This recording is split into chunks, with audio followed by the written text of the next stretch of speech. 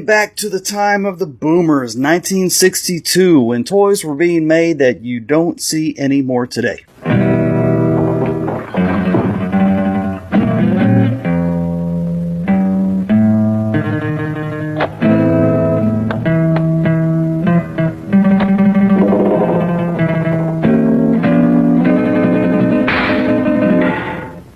This is the Mattel Shoot and Shell Winchester, the only toy rifle that looks real enough to carry that famous Western name. It fires greeny stickum caps and safe shooting shells, and ejects them.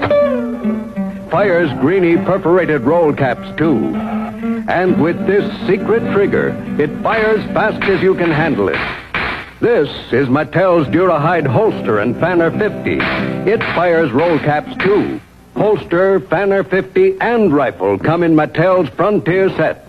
$5.50 wherever toys are sold.